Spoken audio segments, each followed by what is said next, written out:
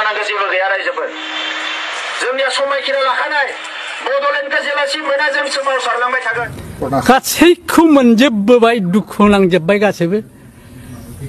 अब्ला जोंहा दा रायलायनांगौ मा दं बे बिटिआरनि सुक्तियाव जोंहा लाब गैया बिटिआराथ' बादो गुलिमार बाव जेबो गैया प्रमद बर'आ एक्चुअली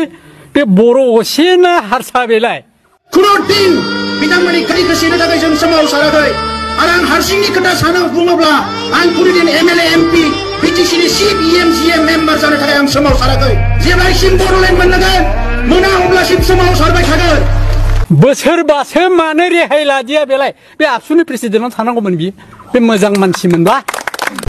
सोरखौबा प्रेसिडेन्ट इउपिएलनिखौ होखारबायनानै गावनो प्रेसिडेन्ट लाबावबाय मानसि लुबैसोला बर' बेलाय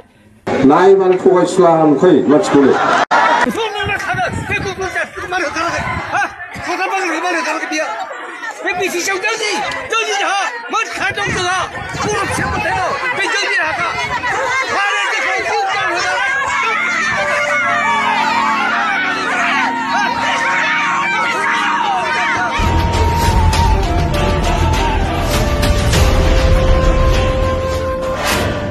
बिटिआर एकर्डआव जेबो लिरनाय गैया बिटिआर एकर्डआव खुनु लिरनाय गैया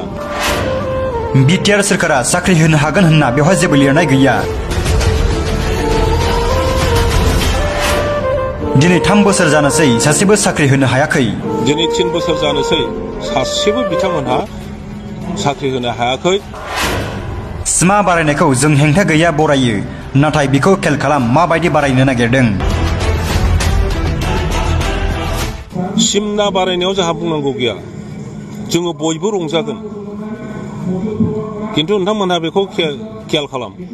बे सिमनाखौ माबायदि बारायनो नागिरदों बाक्सानि मुसलपुराव बिपिएफ दोलोनि जर'खा मावफुं मेल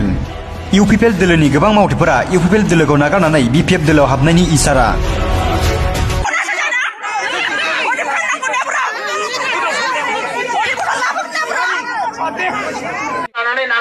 जेबो गैया रायजोफोर जोंनिया समायखिरा लाखानाय बड'लेण्डखौ जेलासिम मोना जों सोमावसारलांबाय थागोन प्रमद बर'आ एक्चुअली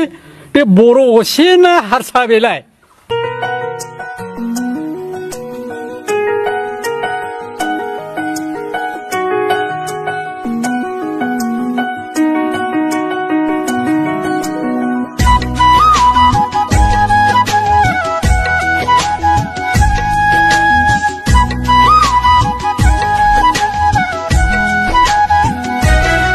नोमा नोम्फा गफुरा जाम्बा नुदों माबा बानासुर लामा हलंनि दैसिमनो नोमा नोम्फानि लामानो हनै आसाम गभर्नमेन्टआ होगासिनो दं जोंना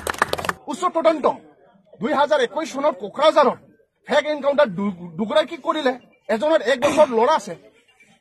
এটা তেওঁলোকৰ ঘৰৰ অৱস্থা বহুত বেয়া আমি বিচাৰিছিলো হাই তদন্ত হওক কিয় ফেক এনকাউণ্টাৰ হৈ থাকিব লাগে পুলিচ সকলে কি উইদাউট ৰিকগনাইজ উইদাউট চিনি নোপোৱাকৈ একজন নিৰ্দোষী মানুহ কিয় দোষী বনাব বিচাৰিছে তেওঁলোকে সেইকাৰণে আমি বিচাৰিছো এইটো ডিম্বেশ্বৰ মছাৰী এতিয়া খান্দি আছে দিন থাকোঁতে বেলি ডুবা আগত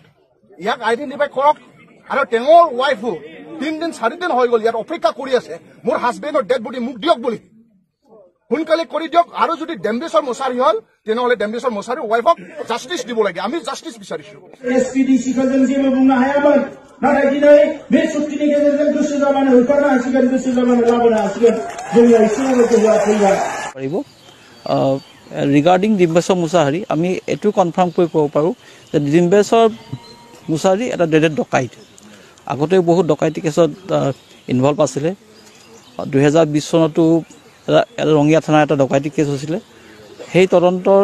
সময়ত অতিটা ডিম্বেশ্বৰ ঘৰৰ পৰা ভাৰী পিস্তল ৰিকভাৰী হৈছিলে আপোনালোকৰ হয়তো মনত আছে যে 2021 চনৰ 4 আগষ্টৰ দিনাখন এটা বাছবাৰী এটা সিএসপি এটা ডকাইতি হৈছিলে সেই ডকাইতিটো আমি উইদিন 24 আৱাৰ্ছ আমি এটো আমি সলভ কৰিছিলো যিবিলাক পইচা ডকাইতি হৈছিলে সেইবিলাক ৰিকভাৰী হৈছিলে आरो बेखौ जोंनि बर' मानसिफ्रा सोरबा दल संगठननि सोरबा नेताफ्रा जुदि गनायनानै लानायनि खोथा बुङोब्ला बिसोरो जातिद्रही सान्थिनि सुक्ति खालामदों हिसाबै एनडिएफनि गोबां सोद्रोमाफोरनि केसआ जोबनांगौमोन एनडिएफनि रिहेबिलिटेसन बिथांमोननि थांनानै थानायनि जिथु रिहाबिलिटेसन बियो जानांगौमोन जेलाव थानाय मानसिफ्रा जेलनिफ्राय गनांगौमोन बे प्रमद बर'नि मा सुक्ति जाखो बियो जोङो बयबो गोजोननाय मोन्दोंमोन दा जायखिजाया जों बुंबाय थादों जेलाव थानायाव गजोबनांगौ केसआबो जोबजोबनांगौ आरोबाव बिथांमोनखौ थांनानै थानायनि थाखाय राहा लामा खालामनानै होनांगौ दिनै जेबो जायाखै प्रमद बर'आ मा खालामदों बेनो नोंनि सुक्तिया बिटिसिआवबो बिपिएफआनो आरोबाव गोदानै सरकार दाफिनगोन मिथिबाय बिटिसिआवबो बिपिएफआनो सरकार दाफिनगोन बेयो बावला बे इलेक्सनल' जोबगोनथों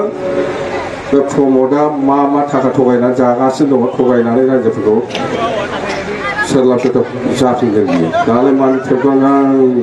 नायबानो थगायसुला नुखायो मानसिखौनो आरो बे ज'बो खालामनो हादों ज' खालामनायखौ जेला नुब्लाय प्रमद बर'मोनहा सिब जानायनि खर'आ बेरगावबाय बिनिखाय सोहरबाय बिसोर जेलाव बे मोजां बर'बा हारसा जाथिजों मानो बमब्राय जानांगौ बिनि हिनजावानो मानो दाबो दख'ना गानाब्रा मानो सारि गानो